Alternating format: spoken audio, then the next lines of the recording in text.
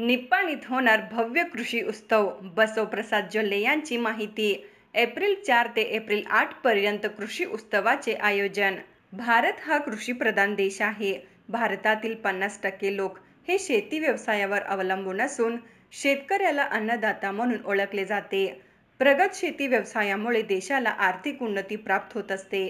यासाठी बऱ्याच ठिकाणी कृषी मेळाव्याचे आयोजन करण्यात येते. हा दुवा लक्षात घेऊन श्री बिरेश्वर कोऑपरेटिव्ह सोसायटी आणि श्री हालसिद्धनाथ सहकारी साखर कारखाने यांच्या संयुक्त विद्यमानाने श्री हालसिद्धनाथ सहकारी साखर कारखाना येथे भव्य कृषी उत्सव होणार असल्याची माहिती जोल्ले ग्रुप उपाध्यक्ष श्री बसवप्रसाद जोल्ले यांनी माध्यमांशी बोलताना दिली. प्रारंभी स्वागत विजय राऊत यांनी केले.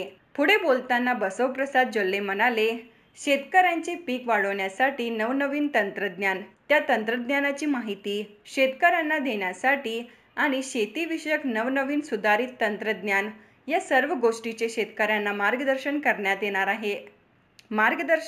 येणार असून हा कृषी मेळावा 10 एकर आवारामध्ये होणार असून यामध्ये तब्बल 250 स्टॉल असणार आहेत.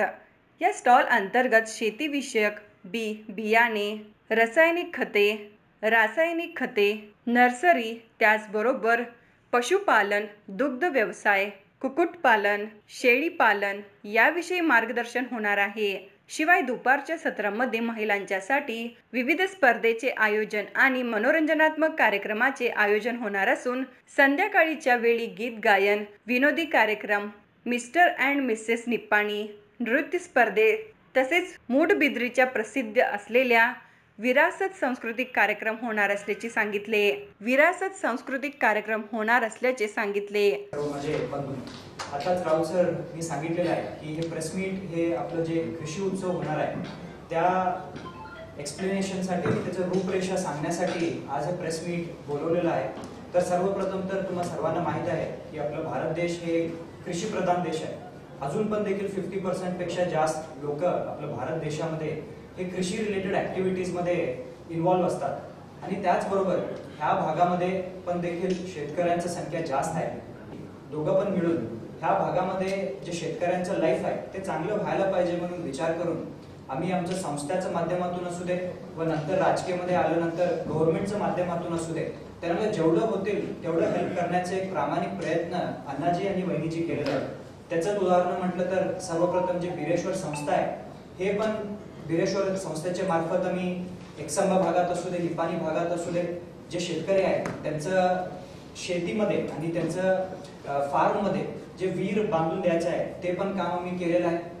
त्याच पद्धतीनं जे ॲग्रिकल्चर लोन असतात जेव्हा खूप गरज असते शेतकऱ्यांना हे पण ऑन टाइम लवकरात लवकर प्रोसेस करून त्यांना ॲग्रिकल्चर लोन देण्याचा पण एक प्रामाणिक प्रयत्न आपलं बिरेश्वर सोसायटीमधून कायमच होत आलेला आहे. त्याचबरोबर आम्ही एक्सामामध्ये OGCS oil seeds Grover cooperative limited हे पण आम्ही एक कंपनी सुरू करून त्याच्या अंतर्गत आम्ही शेतकऱ्यांना एक चांगलं रेटमध्ये इन्सेक्टिसाइड्स, पेस्टिसाइड्स पण देण्याचा एक प्रामाणिक प्रयत्न केलेला आहे.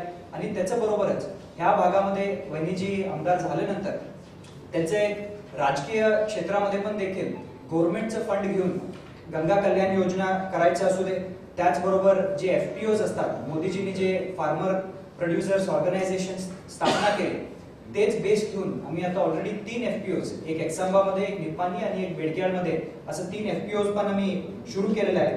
आणि सगळ्यात महत्त्व म्हणजे शेतकऱ्यांना त्यांचं पीक वाढवण्यासाठी त्यांना अपग्रेड होणं खूप गरजेचं आहे. त्याच्यासाठी नवीन टेक्नॉलॉजी काय आहे, त्याच्यासाठी नवीन इक्विपमेंट्स काय आहे हे त्यांचं पर्यंत पोहोचवण्याचं, हे इन्फॉर्मेशन पोहोचवणं हे खूप गरज आहे.